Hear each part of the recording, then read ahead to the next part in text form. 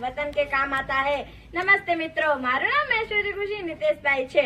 આજે આપણે જે વિષય પર વાત કરવાની છે, જે વિષય પર ચર્ચા કરવાની છે તે છે આપણા ભારત। કે હું કોના વિશે વાત કરી રહી છું? હું વાત કરી રહી છું આપણા ભારત દેશના વીર જવાન સૈનિક વિશે। આજની આ સ્પીચ શરૂ કરતા પહેલા મારે તમને એક સવાલ પૂછવો છે કે આપણામાં દેશભક્તિ કેવી છે અને કેટલી છે? શું આપણામાં દેશભક્તિ ખાલી દેખાડવા જેવી છે કે ભગતસિંહ, સુખદેવ, રાજગુરુ, ચંદ્રશેખર આઝાદ અને સુભાષચંદ્ર બોઝ જેવી છે કે જેણે આપણે સૂત્ર આપ્યું, તુમ મુझे खून दो मैं तुम्हें आजादी दूंगा। આજે આપણે વાત કરી રહ્યા છે વીર જવાન સૈનિક કે જે રાત દી બોર્ડર પર લડી રહ્યા છે।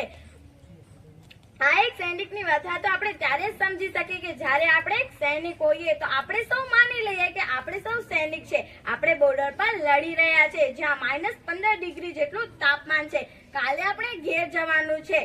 હેડ ઓફિસરે ચિઠ્ઠી આપી દીધી છે। ઘરના દરેક સભ્ય ખુશ છે અને આગળથી પાકિસ્તાનવાળા હુમલો કરી દે છે અને ઘરે કોઈ સંદેશ આપે છે કે તમારો દીકરો લડતા લડતા લડતા શહીદ થઈ ગયો છે। એક વૃદ્ધ પિતા જેનો એક જ દીકરો હતો, માતા તો તે સહન જ ન કરી શકે। એક બહેન જેનો એક જ ભાઈ હતો, તેની તો રાખડી તૂટી જશે, તેની પત્ની પાગલ થઈ જશે, તેના દીકરાનું શું થશે, તેનો ભવિષ્યનું શું થશે? આપણે તો આ ખાલી અનુમાન લગાવ્યું છે, પણ તમે વિચાર કરી શકો છો કે જ્યારે એક સૈનિક સાથે એવું થાય છે ત્યારે તેના પરિવારની શું વ્યથા હશે। બસ હવે હું અંતે ખાલી એટલું જ કહેવા માંગીશ કે કોઈ પૂછે કે કોણ છો તમે, કોઈ પૂછે કે કોણ છો તમે તો આ ઓળખાણ આપી દેજો। ઉપર જો ખલચાર અને છાતી પર હિન્દુસ્તાન લખી આપજો। કોઈ પૂછે કે ક્યાં રહો છો તમે, કોઈ પૂછે કે ક્યાં રહો છો તમે તો આ સ્થાન કહી દેજો। સરદાર પટેલ અને સુભાષચંદ્ર બોઝની જન્મભૂમિનું નામ કહી દેજો અને બાકી બચી જિંદગી ભારત માતાને નામ કરી દેજો અને રગ રગમાં જય હિન્દ લખી દેજો। અસ્તુ। મહાનુભાવો, વિદ્યાર્થી મિત્રો અને આપણા દેશના વીર રત્નો, આપ સર્વેને શ્રી શાશ્વતમ સંચાલિત શ્રી કેજી શાવલા હાઈસ્કૂલની દીકરી બળગામ મુક્તિ નિલેશના નમસ્કાર। આજે હું તમારી સમક્ષ એવા હીરો વિશે વાત કરવાની છું કે જેમણે પોતાના આખું જીવન દેશની સેવામાં કાઢી દીધું છે। હા મિત્રો, હું વાત કરી રહી છું આપણા દેશના એવા સપૂતો કે જેમણે પોતાનું સમગ્ર જીવન મૃત્યુના ક્ષણ સુધી રાષ્ટ્રને સમર્પિત કર્યું છે। શ્રી મેઘાણીજીના શબ્દોમાં કહીએ તો નથી જાણવું પંથ અમારે સી આફત ખડી છે, નથી જાણવું પંથ અમારે સી આફત ખડી છે। બસ ખબર છે એટલી માતની હાકલ પડી છે, બસ ખબર છે એટલી માતની હાકલ પડી છે। જીવે માં માવડી મરવાની ઘડી છે, જીવે માં માવડી મરવાની ઘડી છે। બસ ખબર છે એટલી માતની હાકલ પડી છે। આપણા દેશના એવા જવાનો કે જે પોતાનું ઘર, પરિવાર, સંતાનો, માતા પિતાથી દૂર રહી સતત ને સતત દેશની સેવામાં રત છે। એવા દરેકે દરેક જવાનો અને તેમના પરિવારજનોના સહયોગ વિના કદાચ તેઓ સરહદ પર ટકી શક્યા ન હોત। તો એવા દરેકે દરેક માટે મારે આજે કંઈક લાગણીસભર શબ્દો રજૂ કરવા છે। જેના શરીર પર ઘા પડેલા છે, જેના અંગો લગભગ સાબુત રહ્યા નથી, જે પોતાની જિંદગીનો આખરી ક્ષણ ગળી રહ્યા છે અને એક ક્ષણમાં પણ માં ભારતીનું ગુણગાન ગાઈ રહ્યા છે। એવા દરેકે દરેક શહીદો, એવા દરેકે દરેક વીર રત્નોને જો ધન્યવાદ આપવાનો મોકો મળે ને તો એ આપણા જીવનની ધન્યતા છે। એવા હું તો ત્યાં સુધી કહીશ કે એવા દરેકે દરેક વીરો અને એવા દરેકે દરેક શહીદોને જો આપણે ધન્યવાદ આપીએ ને તો એ પણ ઓછું છે। અને અમારી શાળા તો ખૂબ જ નસીબદાર છે કે અમને આ મોકો મળ્યો। તો સેલ્યુટ છે આવા વીરોને કે જેમણે પોતાનું સમગ્ર જીવન, પોતાનું આખું જીવન દેશની સેવામાં રદ કરી નાખ્યું છે। જય હિન્દ, જય ભારત। છે આ ભૂમિની કે મહાભારત વાવો તો ગીતા નીકળે, એવી ભારતની ભૂમિ ધન્ય છે। અને જે વતન પ્રેમ હોય છે, જે લોકોને પોતાના વતન ઉપર ખેંચી આવતો હોય છે। આપણે અહીંયા પણ બધા મુંબઈ જઈને બધા આવતા હોય છે। એવી कौन सा टीचर अच्छा था, कौन सा टीचर अच्छा नहीं था, है ना? आप लोग भी करते होंगे, है ना? तो मैं आपके शिक्षकों से ये अनुरोध करूंगा कि वो अपनी जिम्मेदारी को समझें, वरना बच्चे इसी तरह से बातें करेंगे कि वो टीचर अच्छा था, वो टीचर खराब था। मुझे आज भी याद है कि हमारे एक टीचर होते थे यदुनंदन सर। उनकी क्लास में एक भी बच्चा ऐसा नहीं होता था जो अटेंटिव नहीं होता था। हर बच्चे उनकी बातों को ध्यान से सुनते थे। वो बच्चों की भावनाओं को समझते थे। उनको पता था कि ये बच्चे हैं, थोड़ा देर मेरी बातों को सुनेंगे, उसके बाद इनका ध्यान कहीं और चला जाएगा। तो वो क्या करते थे, थोड़ा सा पढ़ाते थे, फिर बीच में एक स्टोरी सुनाते थे। स्टोरी सुना करके फिर उनका ध्यान अपनी ओर खींच लेते थे, फिर क्लास में आगे जो टॉपिक था उसको कैरी फॉरवर्ड करते थे। तो इस तरह से उनकी बातें सभी के दिमाग में घुस जाती थी। और तो मैं ये कहना चाहता हूं कि हर टीचर अपनी जिम्मेदारी को समझे, नहीं तो बच्चे जो है ना बाद में यही चर्चा करेंगे कि वो टीचर अच्छा था, वो टीचर खराब था। और आपकी भूमिका क्या है?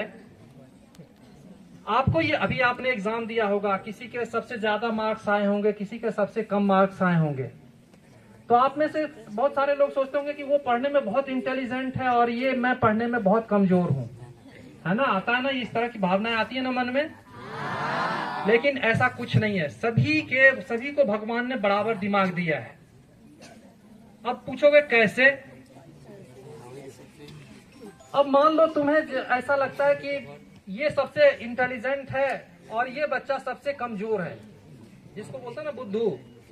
अब उस दोनों को ले लो तुम, उन दोनों को ले जाकर के किसी सिनेमा हॉल में बैठा दो, पूरा पिक्चर दिखा दो, और उसके बाद जब वो दोनों पिक्चर देख करके निकले तो कोई भी जो वहां पे चल रहा था, कोई बीच का कोई सीन है, आप वहां बता दीजिए कि इसके बाद क्या हुआ था। तो देखिए, जो जिसको आप इंटेलिजेंट कह रहे हैं वो भी वही जवाब देगा, और जो बेवकूफ आप जिसको मान रहे थे वो भी वही जवाब देगा कि उसके बाद ऐसा ऐसा हुआ था। तो फिर मैं कैसे मान लूं कि उसके पास दिमाग नहीं है? अंतर इतना है कि जिस समय वो पिक्चर देख रहा है, तो जिसे आप इंटेलिजेंट कह रहे हैं, जिसको आप बेवकूफ कह रहे हैं, दोनों का कंसंट्रेशन कहां था? सिर्फ और सिर्फ पिक्चर पे।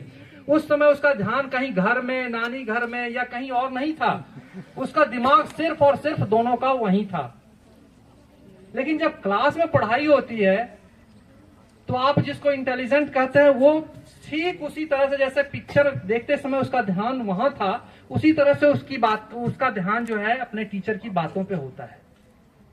इसलिए सारी चीजें उसके दिमाग में घुस जाती है।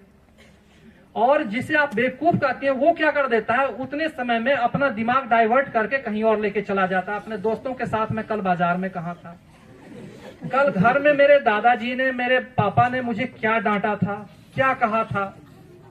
तो उतने समय में जो है क्लास जो है आगे निकल जाती है और फिर वो चीजें आपके दिमाग में नहीं आती है। अंतर इतना ही होता है। तो ये आपकी जिम्मेदारी बनती है कि जब आप क्लास में होते हैं तो पूरी तरह से अटेंटिव रहिए, और अटेंटिव रह करके जो चीज सिखाया जाता है उसको सीखिए। और जहां पे नहीं आता है, जहां समझ में नहीं आया, वहां घबराने की जरूरत नहीं है। वहां बार बार अपने टीचर से पूछ लीजिए। एक बार, दो बार, तीसरी बार बोलेंगे तो हो सकता है टीचर डांट दे कि तुम्हें समझ में नहीं आ रहा। लेकिन बाद में भी जब टीचर सोचेंगे ना कि नहीं, उसने तीसरी बार, चौथी बार पूछा, इसका मतलब वो जानना चाहता है, उसे समझ में नहीं आ रहा था, पूछा। पूछने में कोई हर्ज नहीं है। अगर आप इतनी जिम्मेदारी के साथ क्लास में अटेंटिव रहेंगे तो कोई भी चीज ऐसा नहीं है जो आपकी समझ में नहीं आएगा। अंतर इतना ही होता है। और जो अटेंटिव रहता है वो लाइफ में आगे निकल जाता है, जो अटेंटिव नहीं रहता है वो लाइफ में पीछे चला जाता है। बस इतना सा ही अंतर है। तो ये तो हुआ आपके काम की बात। अभी मैं विक्रांत जी से बात कर रहा था तो विक्रांत जी भी थोड़े मुझे कंफ्यूज लगे। जब बॉर्डर की बात हो रही थी तो अमूमन क्या होता है, लोग समझ लेते हैं कि बॉर्डर की जब बात होती है तो लोग सोचते हैं कि आर्मी, ज्यादा से ज्यादा बीएसएफ। बहुत लोगों को बहुत सारी चीजें पता नहीं होती। तो हम थोड़ा देर उसके बारे में बात करें। सब इंस्पेक्टर, इंस्पेक्टर, ये सभी रैंक को गिना जाता है और इसका जो एग्जाम कंडक्ट करता है वो एसएससी करता है, यानी कि स्टाफ सिलेक्शन कमीशन। और उसके थ्रू जो एग्जाम को क्लियर करते हैं वो उनको उनके चॉइस के बेस पे फिर પૂર્વ છાત્રો જેમને શાળાને ગૌરવ અપાવ્યું છે, શાળાના આચાર્ય જયશ્રીબેન, પૂર્વીબેન, विद्यार्थी मित्रों,